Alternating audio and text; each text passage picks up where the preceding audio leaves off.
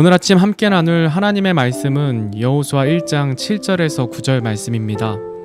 제가 읽겠습니다.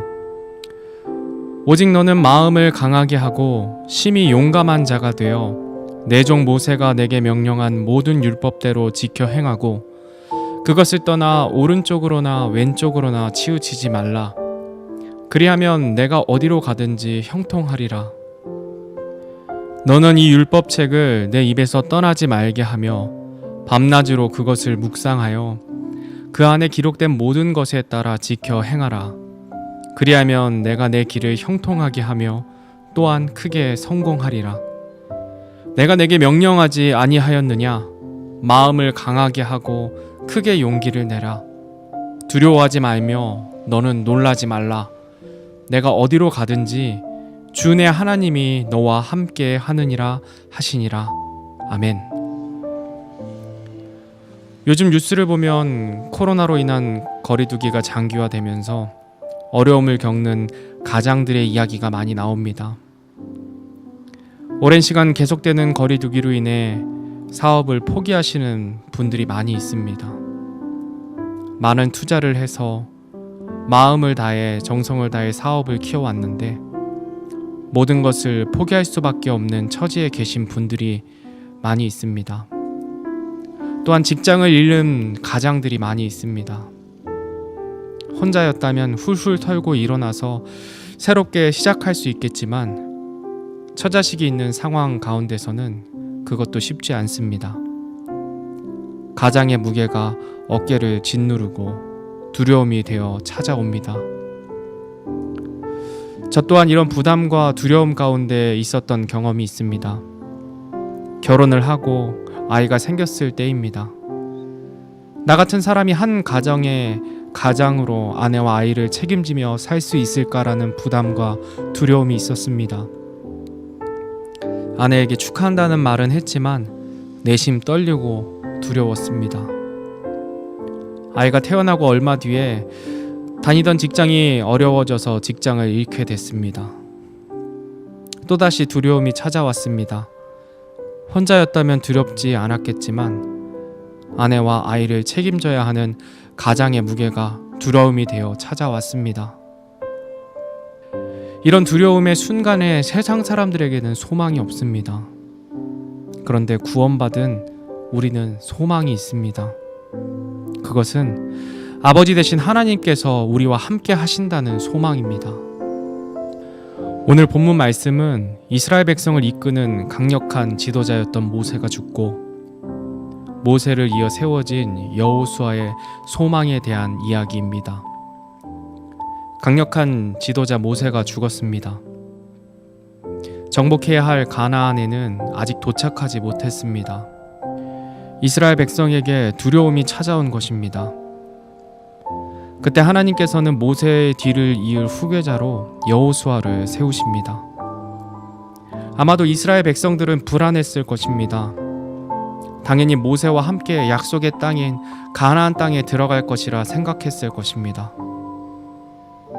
그런데 모세는 먼저 죽게 되고 새로운 리더가 선출되었지만 백성들은 여호수아의 능력이나 리더십을 본 적이 없었습니다.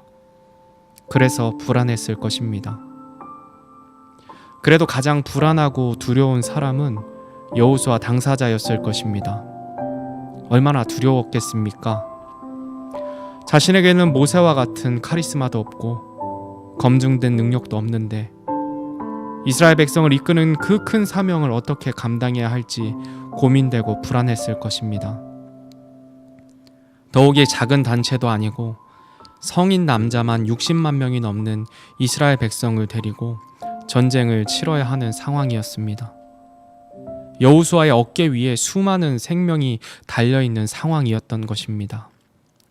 그러니 얼마나 큰 부담과 두려움이 있었겠습니까? 그런 상황 가운데 하나님께서는 먼저 찾아와 여호수아에게 말씀해 주십니다. 그때 하나님께서 여호수아에게 주셨던 위로와 약속의 말씀이 바로 방금 읽은 여호수아서 말씀입니다. 하나님께서 여호수아에게 말씀하십니다. 내가 모세와 함께 하던 것 같이 너와 함께 하리라. 내가 너를 떠나지 아니하며 버리지 아니하리니 마음을 강하게 하고 크게 용기를 내라. 이렇게 말씀하십니다.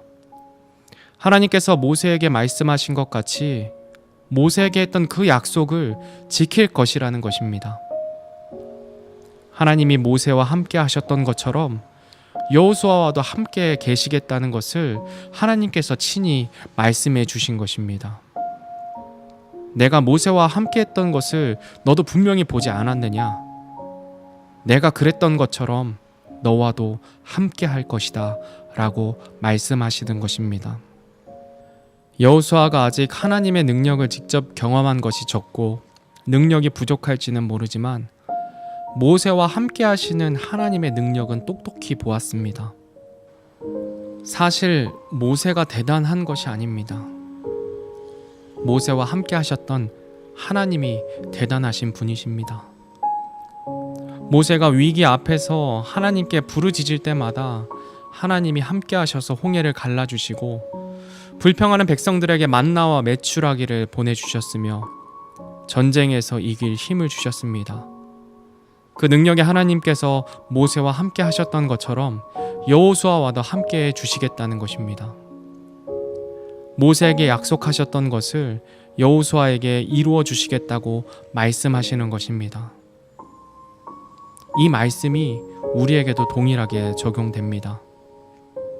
예수님을 믿어 구원받은 우리 안에 성령 하나님께서 함께 하십니다. 아브라함의 하나님, 이삭의 하나님, 야곱의 하나님, 모세와 함께 하셨던 그 하나님께서 여호수아를 도우셔서 거뜬히 가나안 정복 전쟁을 치르게 하셨습니다. 그 하나님께서 바로 오늘 우리와도 함께 하신다는 사실을 기억하는 저와 여러분이 되기를 주님의 이름으로 소원합니다. 하나님께서는 여호수아에게 내가 함께하니 마음을 강하게 하고 크게 용기를 내라 라고 힘을 주시면서 이어서 하신 말씀이 있습니다. 마음을 강하게 하고 크게 용기를 내어서 우리가 해야 할 것이 무엇인지 말씀해 주신 것입니다. 그것은 하나님의 말씀을 묵상하고 그 안에 기록된 모든 것에 따라 지켜 행하는 것입니다. 여호수아는 정복 전쟁을 하면서 많은 두려움이 있었을 것입니다. 그 두려움은 유혹이 되어 찾아옵니다. 강한 민족을 상대할 때 주변 민족들과 동맹을 맺어 전쟁에 이기고자 하는 유혹이 있었을 수도 있습니다. 실제로 이스라엘 왕들이 하나님보다 주변 강대국을 신뢰함으로 멸망당했습니다. 항복해오는 민족들을 속국으로 두어 안정된 생활을 하고자 하는 유혹도 있었을 것입니다. 적당히 타협하면 전쟁에 패할 것 같은 두려움, 경제적으로 어려울 것이라는 두려움에서 벗어날 수 있었을 것입니다. 그러나 여호수아는 그렇게 하지 않았습니다. 그런 두려움에 굴복하지 않았습니다. 하나님께서 마음을 강하게 하고 크게 용기를 내라고 말씀하신 이유가 여기에 있는 것입니다. 세상을 살아가다 보면 두려움으로 인해 하나님의 말씀에서 벗어나 적당히 타협하고자 하는 유혹들이 찾아옵니다. 세상은 정말 호락호락하지 않습니다. 세상과 함께하지 않으면 도태될 것 같은 두려움을 줍니다. 망할 것 같은 두려움을 줍니다. 사람들과의 관계의 단절이라는 두려움을 줍니다. 그래서 하나님께서는 우리들에게 명령하십니다. 마음을 강하게 하고 크게 용기를 내라 라고 말씀하십니다. 내가 너와 함께하니 마음을 강하게 하고 크게 용기를 내어서 이 세상과 타협하지 말고 두려움에 굴복하지 말고 말씀대로 살아갈 것을 명령하십니다. 그랬을 때에 내가 반드시 책임져 주겠다 말씀하십니다. 우리 하나님은 시건치 않으시는 하나님이십니다. 하나님의 말씀은 영원합니다. 오늘 하루도 이 약속의 말씀을 붙들고 세상에서 승리하며 살아가는 저와 여러분이 되기를 주님의 이름으로 소원합니다. 이 약속의 말씀으로 인해 두려움을 극복하고 하나님의 말씀대로 살아가는 저와 여러분 되기를 주님의 이름으로 소원합니다. 마지막으로 여호수아 1장 9절의 말씀을 읽고 말씀을 마치도록 하겠습니다. 내가 내게 명령하지 아니하였느냐? 마음을 강하게 하고 크게 용기를 내라. 두려워하지 말며 너는 놀라지 말라. 내가 어디로 가든지 주 내 하나님이 너와 함께 하느니라 하시니라. 아멘.